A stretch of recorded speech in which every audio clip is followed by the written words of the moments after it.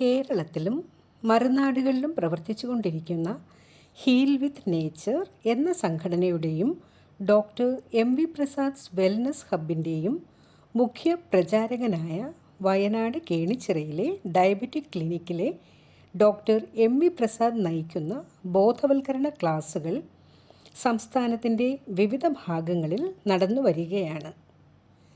ഇക്കഴിഞ്ഞ ഏപ്രിൽ 11 മുതൽ 14 വരെ തിരുവനന്തപുരത്തെ വിവിധ സ്ഥലങ്ങളിൽ ജീവിതശൈലി രോഗങ്ങളും പ്രതിവിധികളും എന്ന വിഷയത്തെക്കുറിച്ച് ഡോക്ടർ ക്ലാസ് എടുക്കുകയുണ്ടായി. കരിക്കകം ഗവൺമെൻറ് ഹൈസ്കൂളിൽ ആയിരുന്നു തുടക്കം. മുൻ സഹകരണ ദേവസ്വം മന്ത്രിയും കഴക്കൂട്ടം MLA-യുമായ ശ്രീ കടകംപള്ളി സുരേന്ദ്രൻ പരിപാടി ഉദ്ഘാടനം ചെയ്തു.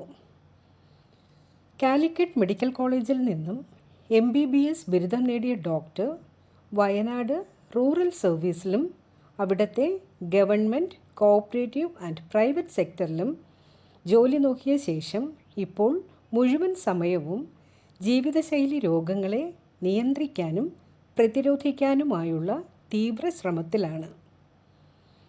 2ാം ദിവസത്തെ പരിപാടികൾ പേരൂർക്കട കൗസ്തുഭം ഓഡിറ്റോറിയത്തിൽ ആയിരുന്നു. ഭക്ഷണം കിട്ടാതെ മരിക്കുന്നവർ 1% താഴെയാണെങ്കിൽ ഭക്ഷണ കൂടുതൽ കൊണ്ട് മരിക്കുന്നവരുടെ എണ്ണം 65%-ഓളമാണ് എന്നതിൽ തുടങ്ങിയ ഡോക്ടറുടെ ക്ലാസ് ഏവരെയും പിടിച്ചിരുത്തുന്നതും ചിന്തിപ്പിക്കുന്നതും ആയിരുന്നു. അടുത്ത ദിവസം അവനവൻചേരി ഹൈസ്കൂളിലും ആറ്റിങ്ങൽ ക്ലബിലും ആയിരുന്നു ക്ലാസ് എടുത്തത്.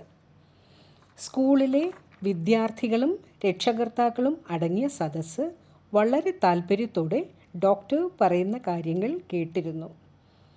പ്രമേഹ രോഗികൾ പഞ്ചസാരയും പഴവർഗ്ഗങ്ങളും വർജിക്കേണ്ടതില്ല.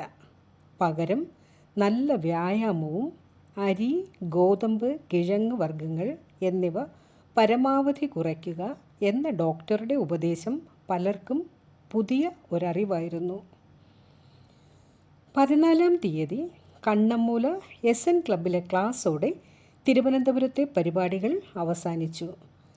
നിറഞ്ഞ സദസ്സിൽ ഡോക്ടർ നടത്തിയ പ്രഭാഷണം ഗൗരവത്തോടെയാണ് എല്ലാവരും കേട്ടിരുന്നത്.